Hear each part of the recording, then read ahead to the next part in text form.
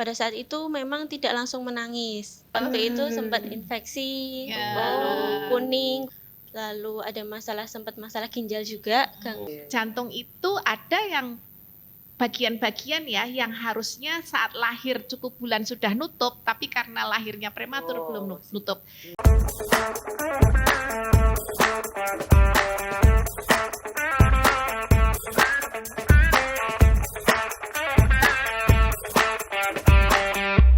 Setelah kemarin yang mendengarkan episode kemarin ya, kita bercerita tentang kegagalan kehamilan berulang. Nah ini lanjutannya permasalahan lain yang banyak ditangani di Rumah Sakit Muardi.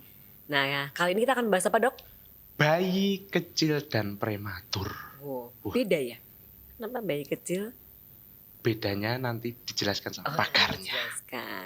Pantesan cocok kok, ini di sebelah kita ada co-hostnya. Oh iya. Ada, hai, apa kabar? Karena kita bahas anak-anak, Mbak, Iya, ya. Jadi kita harus bahas ada. baby. Ya, oke Sobat Muardi, mungkin ibu-ibu muda atau calon-calon ibu ya yang sedang mendengarkan ini penting sekali untuk menambah wawasan. Karena memang yang kita harapkan pasti bayi kita lahirnya sehat, normal, ya begitu ya Mbak Sehat Dok ya, dan dengan seterusnya. berat badan, tinggi badan dan semua itu normal gitu ya. Nah, tapi terkadang ada beberapa kasus gitu, tadi Dok ya sesuai dengan yang disampaikan Dr. Nonot, bayi itu terlahir kecil atau prematur. Nah, ternyata berbeda ya. Nah, untuk itu siang hari ini kita mendatangkan narasumber ahlinya ahli ini ya. Di Rumah Sakit Muardi ini sudah top markotopnya. Wah, pokoknya beliau itu berseliwerannya di mana, Dok? Perinatologi. Tentu tidak di Apa forensik ya seperti Dr. Nonot. Perinatologi itu apa ya? Itu nanti kita tanya sama ahlinya langsung juga ya. Oke, kita sambut Dr. Dwi Dayat, spesialis anak konsultan. Halo. MK. Selamat siang, Dok. Sehat, Dok? Alhamdulillah sehat, Dokter. Ya. Ini panggilan akrabnya dokter. Iya. Kita panggil dokter ya. Iya. Mudah dihafal. Dan ada narasumber satu lagi. Yes, ya. narasumbernya adalah seorang ibu-ibu pejuang ini ya. Pejuang di neonatus tadi ya. Oke, kita sambut Ibu Kartika Yuliana Putri. Wah, cantik sekali ini ibu muda yang Mamah Mahmud ya. Mamah muda. Selamat siang Ibu Kartika, Ya, siang sehat. Mbak Mary, siang Dr. Nonot. Ini gimana kabar babynya di rumah ya ini berarti ya? Di rumah Di rumah Sama ya? siapa di rumah? sama eyangnya. Oh, sama Usia berapa sekarang? Sekarang usianya 10 minggu. Oh, 2 bulan. minggu. Iya. Masih unyu-unyu banget ya. Wah, ini cocok banget ini. Nah, ini kita kenapa mendatangkan Bu Kartika? Nah, karena beliau ternyata tuh dulu ya ketika melahirkan baby yang namanya siapa? Bu Kartika? Namanya Askar Averosa. Wah, panggilannya Vero. Vero. Saya ingat jadi mobil Verosa. Kelihatan umurnya. Nah dulu langsung aja nih, mungkin Sobat Muardi ingin tahu semua ya pengalaman Bu Kartika dulu dalam saat melahirkan baby Vero tadi. Mungkin bisa diceritakan kepada Sobat Muardi. Anak kedua ya ini ya? Bu? Anak kedua. Oh. Yang pertama 3,5 tahun. Yang kedua ini Baru lahir. baru lahir 2 bulan. Loh. Iya, jadi pertamanya itu memang kenapa kok bayi bisa dilahirkan prematur kan pasti ada sebabnya dari kehamilan, dari ibunya. Ada banyak faktor. Nah, kalau saya memang mulai di usia 24 minggu itu saya terjadi perdarahan. Perdarahan. Nah, waktu itu dokter mendiagnosa kalau kehamilan saya itu mengalami plasenta previa. Atau plasentanya itu di bawah Di jalan lahir ya? di jalan Jalan lahir, lahir. tetap jalan lahir betul. Nah, perdarahannya itu terjadi tidak hanya beberapa hari, Mbak, tapi terus menerus berminggu-minggu, berbulan-bulan sampai saya melahirkan di usia 31 minggu itu perdarahan terus tidak berhenti.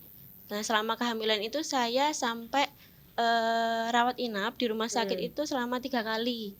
Di usia 24 itu 27 dan 28 minggu. Sampai akhirnya di usia 28 minggu saya memang harus nih sama dokter benar-benar harus bed rest total di rumah. Tidak boleh bekerja lagi, semua aktivitas dikerjakan di atas Bed, kasur, ya. di atas bed kayak gitu. Nah, pada saat saya posisi bed rest itu di rumah, tiba-tiba ketubannya itu pecah. Ketubannya itu pecah pas usia kehamilan 31 minggu. Lalu pada saat itu kami konsultasi pada dokter obgyn yang merawat saya biasanya itu, lalu disarankan untuk ke Muardi. Akhirnya kita berangkat ke Muardi. Di Muardi itu saya rawat inap kurang lebih 3 hari, lalu dipulangkan itu dengan harapan masih bisa ditahan nih, dipertahankan paling enggak kehamilannya. sampai usia kehamilan 34 minggu dilahirkan kayak gitu. Nah, tapi saya di rumah selang 1 hari terus terjadi kontraksi. Kontraksi, akhirnya kembali lagi ke IGD Muardi. Di situ sudah bukaan 6, akhirnya saya selang beberapa menit melahirkan secara spontan di VK Muardi saat itu. Di IGD ya, Dok? Di IGD, betul. Oh, gitu. Jadi padahal itu baru umur 31 minggu. 31 minggu. Kalau normal itu kan 40 ya, Dok. Ya Mbak ya. Minimal 38 sampai 40. 37. 37. Berarti itu masih sangat, istilahnya masih sangat kecil ya Iya, untuk betul. dilahirkan. Kalau boleh tahu mungkin waktu lahir kondisi babynya gimana? Beratnya bagaimana? Waktu lahir itu di usia 31 minggu, beratnya 1900. Lalu panjang 1900 gram. 1900 Jadi gram. 1,9 kilo. Iya. Lalu panjangnya 40 cm. Pada saat itu memang tidak langsung menangis. Tidak langsung menangis, tapi dengan bantuan tenaga medis yang ada di situ, alhamdulillah bisa menangis walaupun sedikit ya. Terus Dipaksa nangis. terus Dinakalin. Bahaya ya. terus langsung disupport pakai alat bantu pernafasan, lalu dirawat di NICU. Oh, di Di NICU. NICU. Di Nah, NICU ini. dirawat oleh dokter Yahya. Nah, tadi dokter Yahya itu kekuasaannya di Muardi, kekuasaannya itu di Medan NICU saya. tadi, medannya. Nah, ini Medan kita mau perangnya tanya-tanya di situ. ya sama Dok. Sebenarnya apa sih, Dok? Mungkin kalau sobat Muardi belum paham ya, Dok ya, NICU atau tadi neonat, Perina. perina gitu, Dok. Ya. Sama ya, Dok, itu sama ya? Oh, beda. Oh, beda. Oke. Monggo, Dok. Silakan, Dok. Ya, yang pertama selamat dulu Ibu Kartika ya atas kelahiran Vero ya, baby Vero ya, alhamdulillah sekarang 10 minggu. 10 Baik minggu, ya. Dok. Masih ingat kehebohan waktu itu ya. Oh. Malam ya, malam. Dini hari jam Dini hari 4 ya, pagi, kita jam telepon. 4 pagi. Karena Luar biasa. persiapan beliau mau melahirkan ini kita harus siapkan NICU. Jadi kan pasti bayi kecil dengan resiko tinggi itu nggak akan baik-baik saja gitu. Sehingga waktu itu terus alhamdulillahnya kemudian ada NICU kosong, jadi bisa langsung masuk. Nah, ini menyambung tadi NICU itu apa ya? NICU atau NICU itu Neonatal Intensive Care Unit. Jadi seperti ya memang ICU, tapi ICU kan ada Khusus, ICU dewasa, ada MICU. MICU itu maternal, ICU untuk ibu hamil kalau ada kegawatan yang harus dirawat secara intensif, ICTCU misalnya. Ini NICU, PICU itu untuk Untuk bayi-bayi, pediatrik. ICU-nya bayi-bayi gitu ya, Dok. ICU-nya bayi-bayi. Nah, ada satu lagi, kami ada HCU neonatus atau HCU neonatus itu high care unit. Nah, itu untuk bayi resiko tinggi yang kegawatannya atau perawatannya itu satu level di bawah NICU. NICU. Oh. Ya, kalau NICU itu level 3 yang butuh ventilator dan gangguan kardiorespirasi yang sampai butuh ventilator seperti itu. Kalau yang HCU high care unit itu level 2. Jadi misalnya butuh layanan CPAP atau dengan layanan yang tidak sampai harus butuh ventilator seperti itu.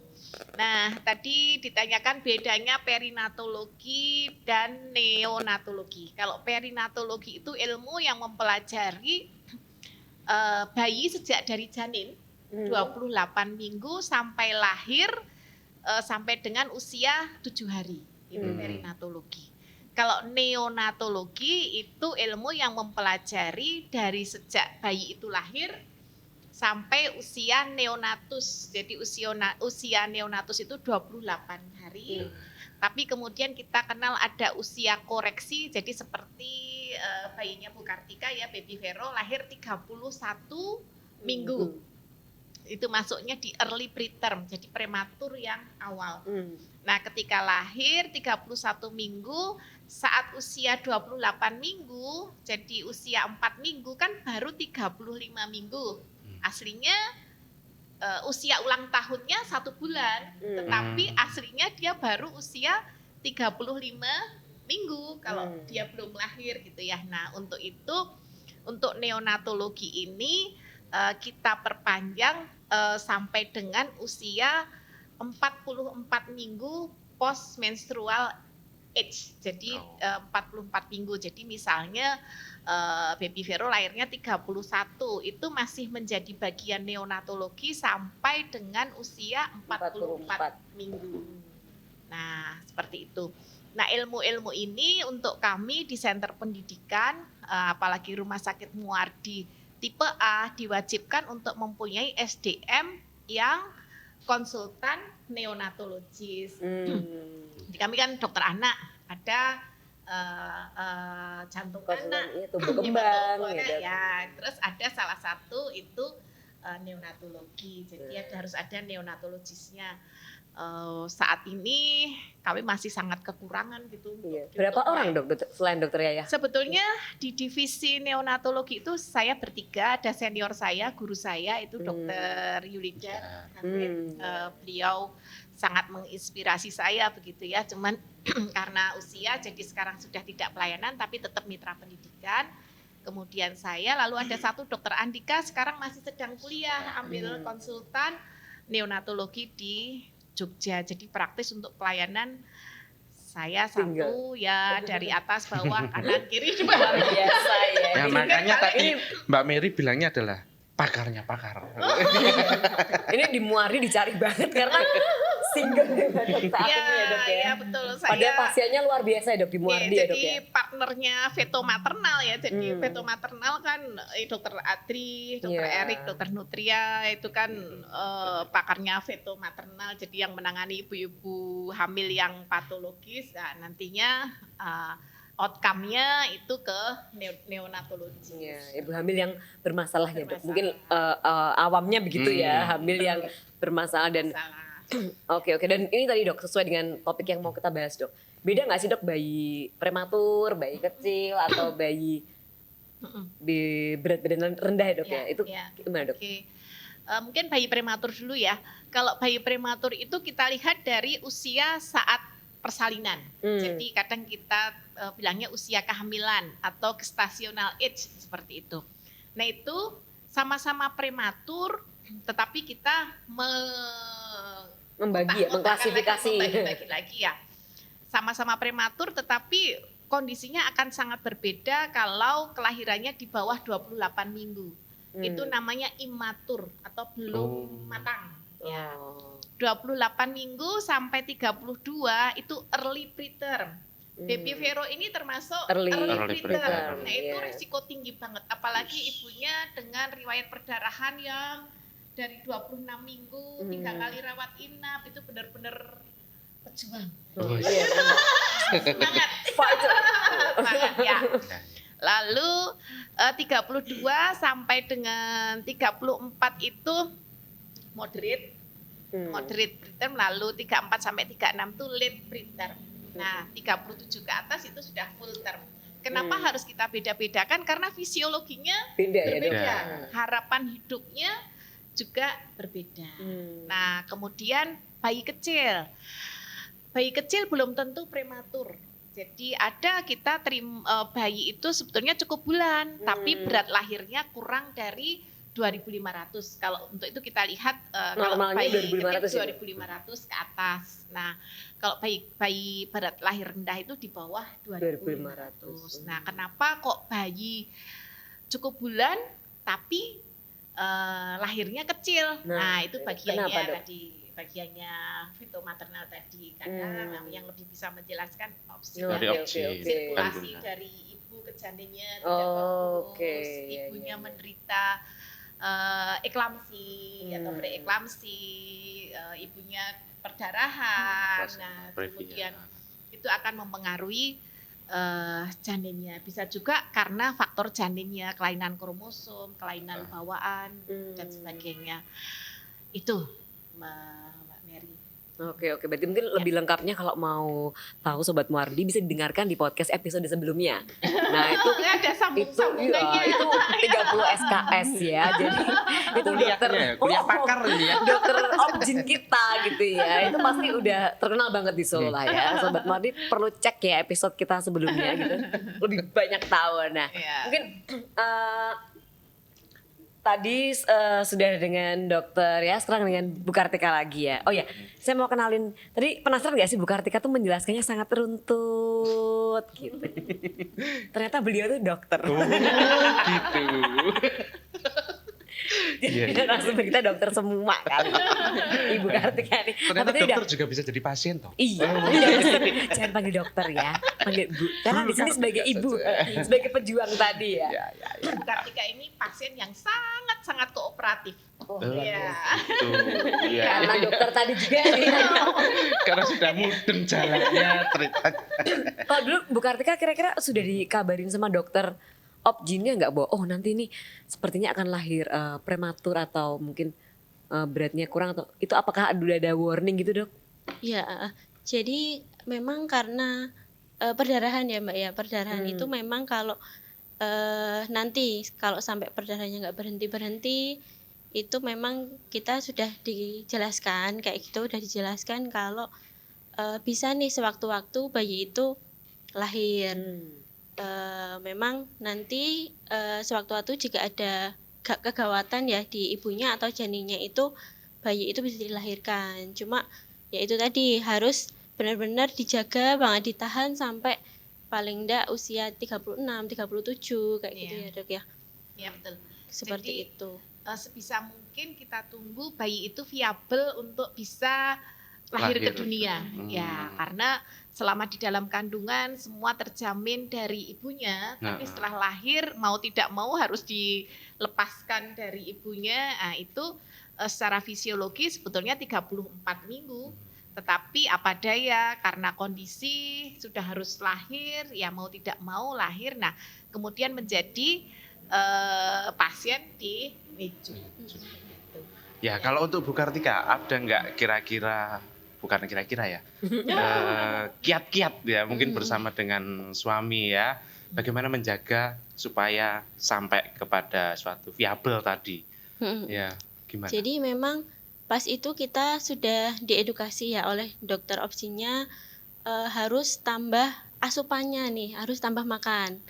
Pas itu saya disarankan untuk makan besar itu kan kita biasa 3 kali ya, 3 kali itu boleh sampai 3 sampai 4 kali. Terus selingannya itu ngemil-ngemil, makan yang manis-manis supaya ketika usia kehamilannya memang harus dilahirkan lebih cepat, paling enggak si janin ini sudah besar seperti itu. Sudah besar. Lah, Cukup beratnya. cukup ya. beratnya betul. Kan biasanya kan kita setiap bulan kontrol itu dilihat ya taksiran berat janinnya itu apa namanya seminggu kenaikannya harus berapa waktu itu saya ditarget seminggu itu paling enggak naik sekitar 100 sebulan tuh paling enggak ya 100 sampai 200-an gitu udah harus tambah terus. Waktu itu saya kontrol rutin kurang lebih 2 minggu sekali seperti itu. Terus memang harus benar-benar bed rest total. Bed rest total. Mungkin sekali-kali turun itu pada saat BAB aja sih pas itu. Jadi semua dilakukan benar-benar di atas kasur. Ya ini harus benar-benar harus ada support sistemnya. Iya betul. Itu dukungan ya. Ngejar Dukungannya. berat berat baby ya, Iya, yang naik iya, 100 betul. tuh makan apa ya disarankan? Ya, bukan makan daging. Tipsnya tuh enak, suruh makan ya. Oh, Iya, harus makan, harus makan. Jadi benar-benar semua masuk gitu. Oh, supaya nggak ada pantangan ya. Yang kacang ijo, yang bubur kacang ijo, bubur sumsum, lalu alpukat, semua yang manis-manis, donat, semua itu Wah. disuruh dimakan semua. Sing enak, pokoknya sing enak aja. Jadi ada alasan buat gemuk gitu ya. Sama Itu kan menyenangkan manja. ya. Iya. ini minta apa aja diturutin. Iya. Suaminya harus standby mau minta Beli demi ada. beliin durian di Wonogiri. Harus berangkat. Oke, dokternya kembali kita tanya lagi dok. Kalau untuk bayi tadi lahir prematur atau yang memang terpaksa dirawat di neonatus ya dok ya. Kalau di rumah sakit kan perawatan full ya Ya. oleh perawat dan dokter ya. Bahkan mungkin orang tua hanya bisa sekali ya dok. Sekali menengok Ya, gitu ya dok ya. kemudian mungkin KMC, Kangguru Mother Care, ya ibunya datang. Harus ada sentuhan Ya, skin to skin touch, gitu ya. Ya, Nah, skin to kemudian skin care. Setelah itu dok mungkin tips untuk sobat ibu-ibu di rumah yang mendengarkan yang bayinya prematur atau selepas pulang dari neonatus perawatannya bagaimana dok? Apakah berbeda oke. dengan bayi yang lain? Ya, post discharge ya. Jadi setelah dirawat kami sebutnya alumni. Wah, alumni. NICU. Oh, alumni. Baby Vero alumni NICU ya. Jadi kita berikan perhatian khusus memang untuk bayi-bayi alumni NICU itu. Jadi memang harus kontrol rawat jalan, kita pantau tumbuh kembangnya. Tadi pertanyaan Mbak Mary bagaimana merawat bayi kecil itu di rumah Iya setelah pulang Ya. dari neonatus. Ya, jadi sebelum pulang itu ibu atau nanti yang akan mengasuh di rumah itu harus kita edukasi dulu untuk perawatan di rumah. Karena bayi ini kan sejatinya dia belum siap untuk menghadapi dunia, tapi dia harus berjuang Dipaksa untuk ya. itu ya. Ya, jadi yang pertama itu menjaga kehangatan. Jadi ya, harus bayi karena bayi kecil itu sistem termoregulasinya memang belum stabil. Jadi kita harus jaga kehangatannya, mungkin siapkan box yang memang untuk bayi itu. Kemudian kita ajari tadi perawatan metode kangguru skin to skin kontak itu tadi ya. Jadi sebelum pulang pun selama dirawat ibu itu sudah kita ajarin. nih, Jadi dok. nanti diteruskan di rumah. Untuk KMC-nya itu. Kemudian yang kedua yang berikutnya nutrisi. Nah, nutrisi juga harus kita berikan nutrisi yang optimal untuk bayi prematur atau bayi kecil. Jadi ASI is the best. Jadi Oke. kita upayakan ibunya untuk tidak berkecil hati, harus optimis ASINya cukup. Kadang-kadang Keluar, ya. ya ibu-ibu dengan bayi prematur ini merasa kecil hati, kemudian sedih dan sebagainya. Nah, Udah secara stres dulu soalnya dok ya. stres dulu. Itu Psikologisnya secara udah. psikologis itu pengaruh ke Iya betul. produksi ASI. Jadi kita motivasi supaya ibu-ibu ini tetap semangat memberikan ASINya. Nah, kalau ASINya tidak cukup, baru kemudian kita arahkan memberikan tambahan susu formula yang tentunya sesuai dengan indikasi. Nah, selain itu tadi support keluarga itu sangat-sangat penting. Jadi ayah itu peranannya sangat penting, ayah siaga. Malah ayah. Ya. Kalau ibu sudah jelas ya. Keluarga juga. Kalau harus itu. Ya. Jangan ikut turun di ini Ya, aja awal. ya. Selain itu juga keluarga inti juga harus Support. Mendukung, ya, Dok. harus mendukung.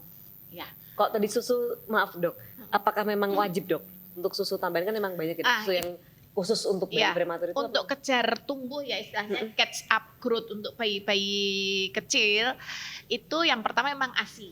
Ya, jadi kalau ASINya melimpah, dia targetnya tidak tercapai, kita bisa memberikan ASINya yang hand milk. Jadi ASI itu bapak-bapak mungkin nggak paham ya, barangkali ibu juga. ASI Baru dengar itu saya ASI ya, hand milk. kalau diperah kemudian kita diamkan, itu nanti akan terpisah itu ASI for milk dan hand milk. For milk itu ASI yang keluar awal, hand milk itu yang keluar belakangan. Lah yang keluar awal itu lebih banyak karbohidrat dan airnya, sedangkan yang keluar belakangan itu lebih banyak lemak dan protein. Nah, kalau itu hasil perahan itu didiamkan, nanti kan terlihat yang atas itu yang putih. Yang putih kental itu, yang bawah yang bening. Nah, kenapa kok terpisah? Karena lemak itu berat jenisnya lebih ringan. Nah, Oh, kalau kita makan soto, oh soto kan iya. ada lemak. Nanti Ngambang kalau gitu ya. dingin kan ngambang itu lemaknya. betul, Nah, betul. kira-kira sama seperti itu. Nah, yang diberikan itu yang hand milknya itu, Yang di sehingga bawah ya, Dok? yang atas. Oh, yang Yang atas, jadi diambil yang atasnya saja. Kenapa kita berikan yang hand milk? Karena lemak itu kan 9 kilokalori per gram. Sedangkan karbohidrat sama protein itu hanya 4. Jadi dengan volume yang sama, hand milk itu memberikan kalori lebih tinggi. Nah, kalau ASI-nya tidak berlimpah, kita bisa memberikan ASI ditambahkan dengan human milk fortifier, jadi HMF. Nah, itu saat ini kok agak susah untuk mendapatkan di Indonesia. Jadi dulu ada, kemudian belum ada, lalu hilang lagi. Langka ya. Ya, dengan HMF itu. Nah, kalau HMF tidak kita dapat dan ASI-nya kurang, baru kita pertimbangkan untuk susu formula. Jadi susu formula ada urut-urutannya. Kalau untuk ASI donor itu di unit kami, di unit kita di Muwardi itu masih sulit memberikan ASI donor. Untuk mendapatkan ASI donor itu kan banyak sekali kriterianya. Nah, itu yang kadang kita tidak bisa mendapatkan ibu donor ASI. Ya. Untuk susu formulanya juga dipilih yang high kalori. High kalori. Ya. Meskipun di bawah 6 bulan ya, Dok ya? Ya, untuk catch up growth. Jadi indikasi ya kalau ASI-nya tidak cukup, tidak ada HMF, kemudian kita harus kejar tumbuh itu dengan susu formula yang high kalori. Ya. Di sini menariknya adalah tadi loh ya. ASI ternyata tuh beda-beda ya. Saya juga baru tahu. Kandungannya Masih. Belum pernah ngeliatin diendapkan tadi soalnya. Sama ini langsung dari Iya. Ya. Dokter ya, kalau misalnya suatu bayi tadi ya, bayi prematur itu kesulitan dalam menyusu, Dok. Nah, itu bagaimana, Dok? Tipsnya, Dok? Ya, terima kasih.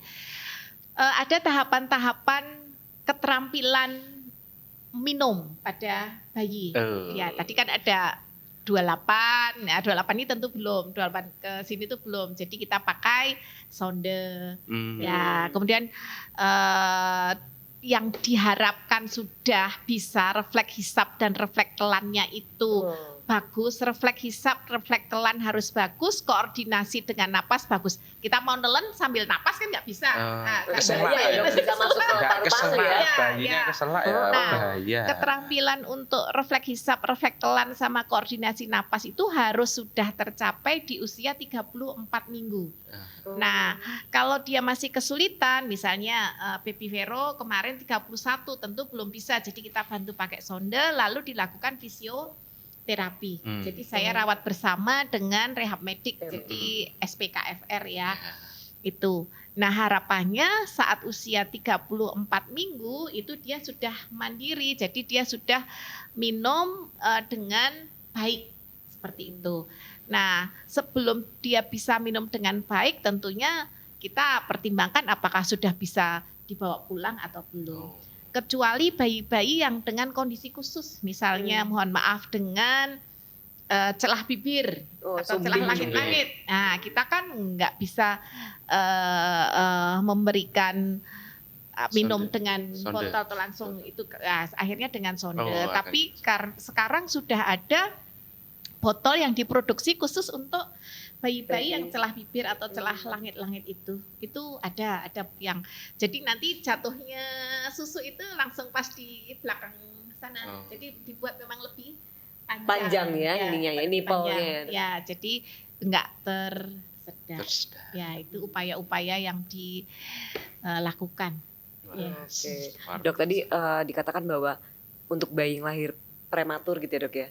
Itu kan memang perlu dipantau. Ya. Gitu ya. Berarti mungkin ada risiko-risiko tertentu. Nah, itu kira-kira apa saja risikonya, kemudian bagaimana mendeteksi nih sebagai seorang ibu yang mungkin di rumah mendengarkan dan ternyata memiliki ya, Dok. Wah, kalau bayi saya dulu prematur.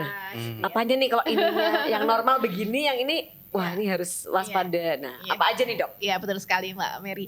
Jadi untuk bayi yang lahir prematur kita harus pantau atau monitoring tumbuh kembangnya. Yang pertama untuk screening untuk tumbuh kembangnya dulu saja. Untuk tumbuh kembangnya kita target memang jadi kenaikan berat badan itu kira-kira per minggunya 100 sampai 200 gram per minggu. Ya, kemudian berat badan juga lingkar kepala kita pantau, lalu panjangnya kita pantau. Kemudian kemampuan penglihatan. Ya, kita harus screening namanya ROP atau retinopathy of prematurity karena bayi-bayi prematur itu berisiko ada kerusakan retina. Jadi itu kita kerjakan saat rawat inap. Saat rawat inap sudah kita konsulkan dokter mata, kemudian di screening apakah ada masalah dengan retina atau tidak kan bayi prematur retinanya belum terbentuk sempurna, jadi kita pantau bertahap. Kemudian fungsi pendengaran, nah, jadi kita cek pendengarannya kalau masih bayi kecil kita rawat dengan OAE, tapi nanti kalau sudah rawat jalan lebih besar di atas 2 bulan kita bisa pakai Bera. Oh, ya, tes Beranya ya.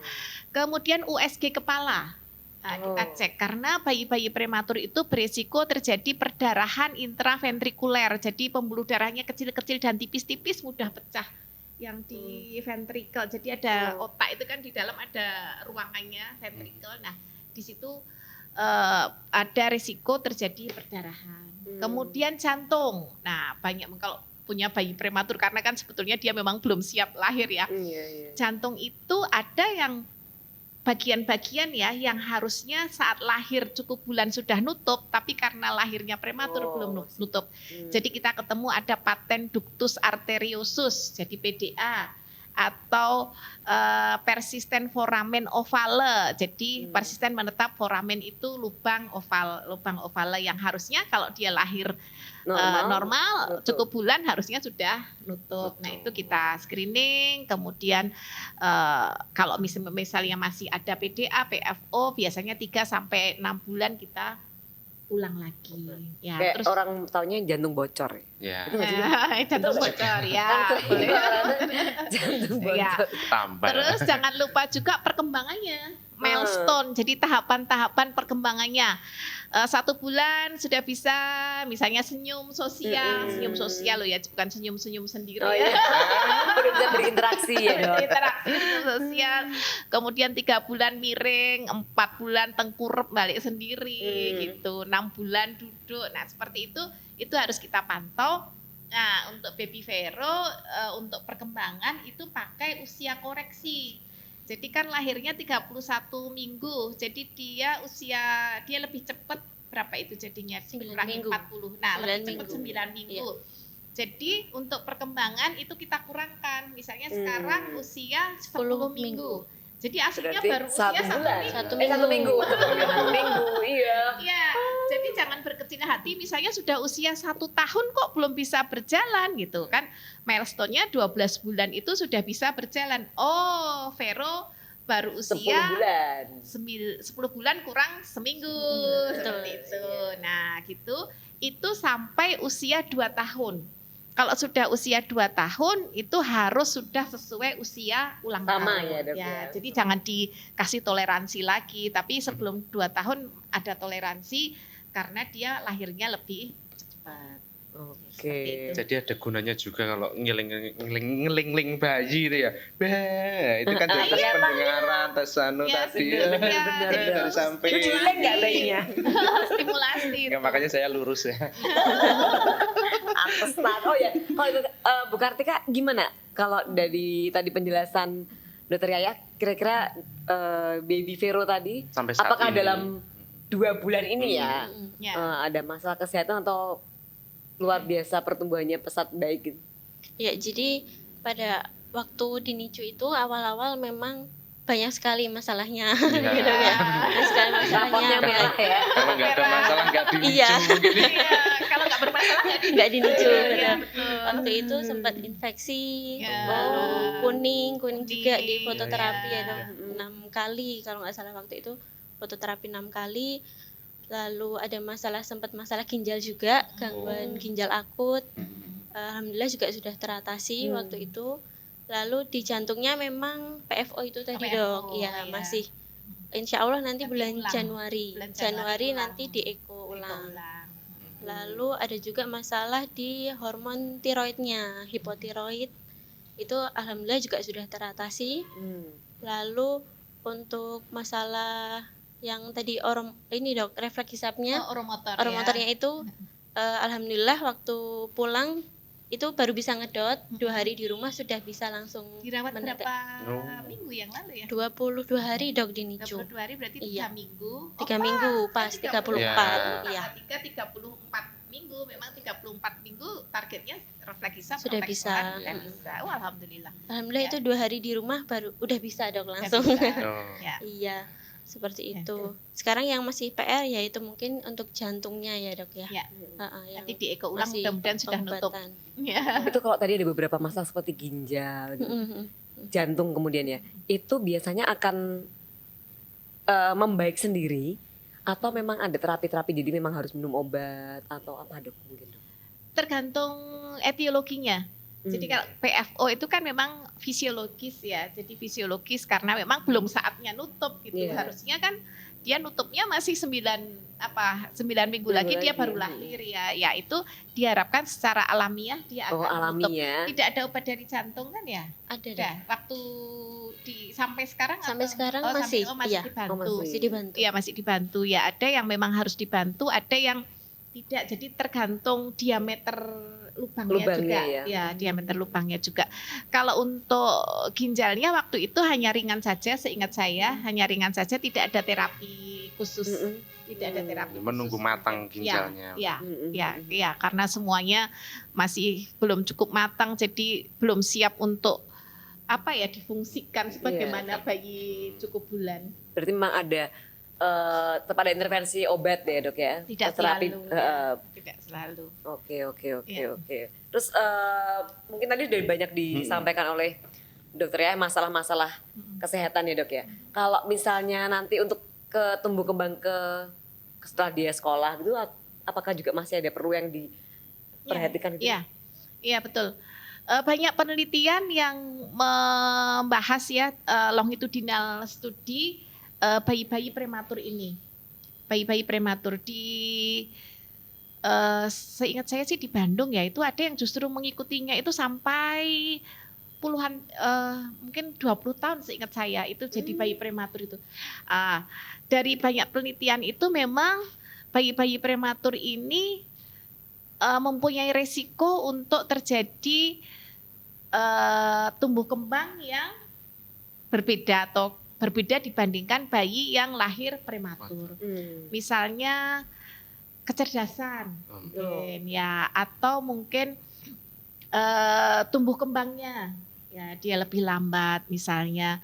Kemudian kalau yang dipantau itu barangkali kelainan perkembangan, misalnya ke arah autis dan sebagainya, barangkali juga ada perbedaan dengan bayi yang lahir prematur. Tapi saya tidak bisa menyampaikan data ya, maksudnya saya tidak mengerti, tapi banyak jurnal-jurnal yang sudah membahas itu, jadi mempelajari longitudinal studi bayi-bayi prematur ini. Kalau seperti vaksin-vaksin gitu nggak ada masalah ya Dok? Oh ya, pertanyaan yang bagus. Jadi untuk vaksin itu disesuaikan usia ulang tahun, Koreksi. usia aktual. Usia aktual. Jadi misalnya sekarang 10 minggu, berarti 2,5 bulan, itu sudah saatnya DPT. Jadi sesuai jadwal, boleh pakai yang IDAI, boleh pakai yang Kemenkes, ya terhitung usia ulang tahun. Oke, berarti untuk vaksinasi terhitung usia lahirnya ya itu. Ya, Tapi kalau milestone ya, kita bicara milestone perkembangan, ada toleransi. kita sampai toleransi usia tadi 22 ya. tahun. Ya. Oke, jadi Ya. nanti kalau masih belum jelas bisa datang ke Muati ketemu dokter ya. Ya. Tapi Karena cukup banyak dapat banget gambaran ini sekarang. Maksudnya dari awal sampai akhir tuh mau dijelaskan semua ini sama dokter ya, tapi ya. Karena durasi ya. Ya, sekarang ke Bu Kartika ya. Ini putra kedua ya. Putra kedua. Yang putra pertama? Putra pertama Tiga. normal, Oh. berat 3.300. Oh normal ya Normal. berarti ya. Ya kalau sampai sekarang itu terutama untuk baby Vero tadi, bagaimana perkembangannya? Ya, kalau sekarang usia 10 minggu, beratnya tadi pagi saya timbang 3.600 dok. 3.600, Alhamdulillah. Ya. tingginya sudah 55 panjang cm. ya. Iya. Tinggi ya panjang? Panjang, betul. Masih Nggak bisa berdiri ya. Untuk perkembangan sendiri sudah bisa angkat kepala 45 derajat sudah bisa. Alhamdulillah. Miring-miring juga sedikit sudah sedikit. Ya, kan miring 3 bulan. Iya. Jadi mungkin 2 minggu lagi. 2 minggu lagi kita cek ya. berarti progresnya bagus ya. Iya. Malah ya, lebih cepat kan lebih. usia koreksi ini kan usianya baru seminggu ini usia koreksinya. Iya. Untuk berat badan dan panjang badan, saya rasa ini ya dok ya sudah bisa hampir sesuai target. Ya. Kan kita upload pakai grafik Phantom ya dok Oh ya. ya. Mungkin saya sampaikan Iya. untuk pantauan grafiknya itu berbeda antara bayi prematur dengan bayi yang lahir cukup bulan. Oh. Jadi untuk yang KMS-nya berbeda, KMS. grafik pertumbuhannya. Kita kan suka dapat KMS itu dari Di posyandu itu KIA, beda ya. posyandu yang keluar dari Kemkes itu kebetulan setahu saya tidak ada grafik Phantomnya. Iya, Oh, Itu dari beda. WHO kalau nggak salah Iya. ya. Nah itu kadang-kadang kalau kita punya bayi prematur kemudian kita plotkannya ke WHO atau CDC kecil hati, Oh, iya. iya, betul. Karena di situ kan startnya 0 bulan, mau lahir normal ya dok mau lahir istilahnya. berapa minggu pun, nah itu. Tapi kalau pakai Phantom ada dari 22 minggu sampai 50 minggu. Jadi kita start dari 31 minggu. Jadi grafik Phantom sampai 50 minggu masih pakai Phantom kan ya Iya. sekarang ya, sesuai ya. Sesuai. Ya. Sudah mulai mendekati yang tengah Yang itu tengah, dok. Iya. persentil Kelihatan itu. keren. Ini benar-benar juga, nggak cuma mamahnya, tapi anaknya juga. Kebetulan di rumah Bapaknya, punya ya. timbangan dok. Jadi ditimbang terus tiap hari. Saya tadi baru batin, tadi pagi nimbang loh. Iya. Kenapa ada posyandu di rumahnya? Ternyata di rumah ada timbangan. Posyandunya pindah rumah. Ya. Ya langsung aja Bu Kartika, gimana kiat-kiat ya maksudnya untuk tips juga untuk Sobat Muardi ya, bagaimana kalau misalnya mempunyai bayi yang prematur seperti itu, monggo silahkan.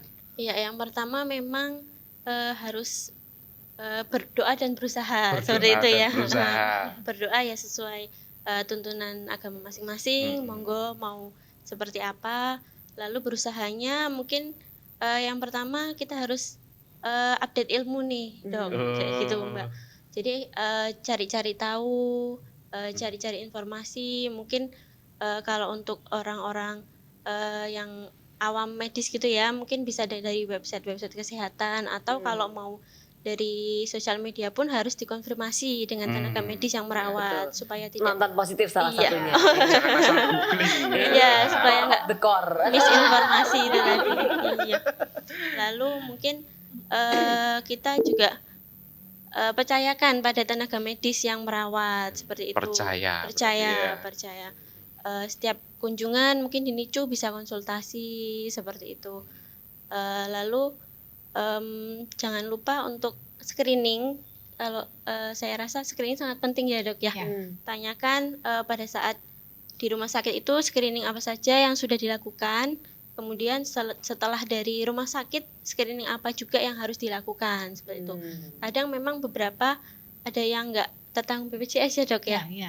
Ya sediakan budget lah paling enggak untuk screening mandiri ya gitu. Sediakan budget. Sediakan ya. budget. Sponsor. Ternyata ini ayahnya yang harus mendengarkan. Iya. Ayah ya. Kerja. Ibunya udah berjuang ya. Ayahnya juga mensupport salah satunya dengan itu, menyediakan budget. Termasuk budget healing untuk mamanya. Oh iya, Karena- sangat betul. penting. Karena itu, punya bayi prematur dan bayi kecil seperti ini pasti ini ya dok. Secara psikologis seorang ibu tuh sudah ketika melahirkan pun sudah penuh perjuangan ya Iya, ketika membesarkan. Jadi ayah-ayah juga ini jangan lupa lah sekali dikasih waktu me time ya ke salon. Iya, itu benar sekali itu. Oke, mungkin ada pesan-pesan dokternya ya untuk Sobat Muardi semua.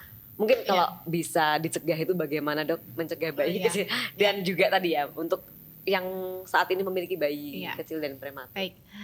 Mungkin kalau pencegahan bayi prematur itu kan sebelum perinatologi kan ya. Hmm. Ya, Veto, perinatologi ya, Betul, veto betul, maternal. betul. Jadi kalau untuk pencegahan sih saran saya mungkin dari sebelum menikah kali ya. Oh, bagus sekali. Screeningnya tuh sebelum menikah. Sebelum pacaran kan Ya, tentunya. boleh. Bener-bener. Dokter Adri juga ngomong, nanti disimak ya episode selanjutnya sebelumnya ya. Iya. Jadi para remaja putri itu harus mulai sadar kesehatan reproduksi ya. Jadi mulai sadar kesehatan reproduksi, makan makanan bergizi, mungkin saat haid minum zat besi seperti itu, janganlah terpengaruh. Mohon maaf mungkin yang sekarang ini lagi demam drakor atau K-pop yang langsing-langsing lalu mereka diet. pantang ini pantang itu padahal iya. masih usia pertumbuhan ya, jadi kecukupan nutrisinya jadi kurang, mikronutriennya kurang. Nah, saya lihat pemerintah sudah mulai aware itu, jadi sekarang anak-anak SMA itu dibagi tablet zat besi. Oh, Itu iya betul. hebat, iya, dibagi tablet zat besi. Dari SD sudah dok, yang sudah waktunya menstruasi. Oh, malah dari Anak SD saya ya. Oh Anak saya iya, dikasih syukurlah. zat, kalau Jadi mungkin mens di data kali ya yang sudah Iya. mens. Ya itu dalam rangka menjaga kesehatan remaja putri juga. malah maknya nggak ngerti loh. Baru tahu Ya, gitu ya dok. kemudian saat mau program hamil itu menurut saya juga harus disiapkan kondisi psikisnya, kemudian mulai mengatur ritme hidupnya gitu, yang stres-stres yang apa, nah itu mulai kurang-kurangilah yang menyebabkan stres itu, karena nanti itu akan pengaruh ke kehamilannya, dukungan suami seperti itu. Lalu jangan lupa konsultasi ke dokter kandungan, atau mungkin kalau yang jauh dari layanan dokter kandungan bisa ke bidan terdekat atau dokter umum. Nah setelah hamil ya tentunya tetap dijaga kehamilannya itu supaya nanti outcome kehamilannya bagus. Jangan lupa doa. Ya itu rahasianya Allah ya. Maksudnya kita udah usaha ini ya, kemudian ikhtiar itu kita tawakal ya, harus itu. Kekuatan doa itu ya kita udah tahu powerful. Nah, untuk ibu-ibu yang saat ini sedang merawat bayi kecil, bayi prematur di rumah, jangan berkecil hati. Contohnya ini. Sudah ada contohnya luar biasa. Kartika ya yang sudah berhasil merawat dengan baik. Nah, jangan berkecil hati. Jadi tetap dijaga supaya bayi itu perawatan di rumahnya baik, jaga kehangatan, kemudian hindari infeksi ya, jaga kebersihan, lalu jangan lupa screening, kemudian untuk ayah tolong dukungan ke ibu, dukungan apapun ya. Jadi kadang saya pesan ke ibu kalau waktu kontrol bayinya, ibu kok pucat sekali, kenapa gitu misalnya. Aduh dok, bayi saya ini nggak mau tidur dok, gitu. Sudah pagi, siang, sore capek, malamnya lek-lekan. Bapak di shift ya. Kasih kesempatan ibunya buat istirahat ya. Kalau bayinya tidur, ibu ikut tidur, mau siang, mau sore, mau tidur supaya nanti ketika bayinya terbangun, nah ibu kondisinya fit. Ada juga loh kok pucat ibu, saya nggak boleh makan ini, harus pantang ini, pantang itu. Nah ternyata mertua atau neneknya atau apanya, terus ibu makannya apa? Saya bilang gitu, ibu harus butuh makan makanan bergizi. Jadi tolong untuk keluarga berikan dukungannya supaya bayi kecil itu tumbuh kembang dengan baik, karena bayi-bayi itu nanti generasi penerus kita gitu. Jadi nantinya bangsa kita itu akan dipegang oleh mereka. Kemarin pesan guru saya, kalau kita menyelamatkan ibu hamil dan bayi, maka kita akan menyelamatkan satu generasi. Ya, jadi kalau kita aware ke kesehatan ibu dan bayi, insya Allah sih nanti generasi mendatang kita akan lebih unggul, akan lebih baik. Gitu. Seperti itu. Oke, luar biasa ini. Sekali ya. Sebenarnya udah komplit yang tadi disampaikan oleh dokter ya tentang nutrisi. Kalau Sobat Muardi mau tahu lengkap, di program divisi anak ini punya Muardi Asah Asu Asi. Nah, Asah Asu Asi. Asah Anak sehat Indonesia. Anak sehat Indonesia. Anak sehat Indonesia. Itu lengkap sekali ya, kita membahas tentang nutrisi anak dan lain-lainnya, itu bisa disimak ya. Jadi jangan dari asal googling aja ya, kemudian nanti ketemunya hoax-hoax Wah, gitu ya.